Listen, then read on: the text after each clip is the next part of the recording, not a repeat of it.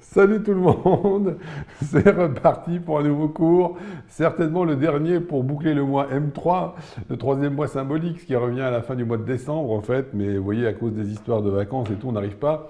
C'est pour ça que nous avons pris la décision de prendre les mois synthétiques M1, M2, M3. Voilà. Donc à partir de lundi, vous serez passé sur M4, si j'ai bien raison. Nico, tu m'interromps.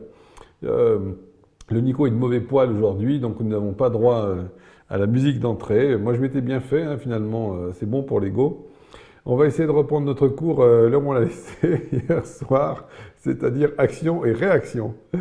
Action et réaction, pour ceux qui n'ont pas encore rattrapé les cours, là je ne leur laisse pas encore 40 heures pour arriver, mais l'idée c'est que ce principe d'action et de réaction est tout à fait universel, c'est le troisième principe énoncé par Newton.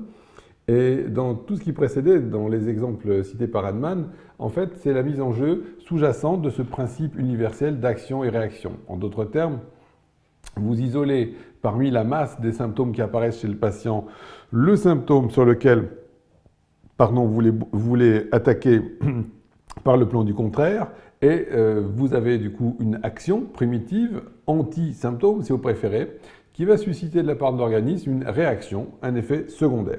Alors c'est quelque chose qu'il faut sans arrêt avoir en tête parce que vous comprenez mieux pourquoi la médecine classique ne peut jamais arriver à traiter quelqu'un pour deux raisons. C'est que d'une part, elle isole de façon artificielle un symptôme, ce qui n'a aucun sens puisque la maladie est caractérisée par une totalité de symptômes, qui fait remonter à une cause commune en amont et qui, à son tour, nous amène à la notion de force vitale. Donc ça, c'est le premier impact. Et la deuxième chose, c'est que la médecine classique ne pourra jamais soulager puisque son effet primitif vise à combattre le symptôme qui, pour l'organisme, avait un sens profond. Pourquoi l'organisme fabrique-t-il ce symptôme, je vous demande? C'est parce que c'est le meilleur compromis pour lui. Et ça nous ramène à ce malentendu fondamental entre la médecine classique et l'homéopathie. Dans la médecine classique, le symptôme est nuisible. Il faut faire taire les symptômes. Ça nous rappelle la définition de certains grands chirurgiens qui sont célèbres du siècle passé. Le célèbre Le Riche disait « c'est le silence des organes ».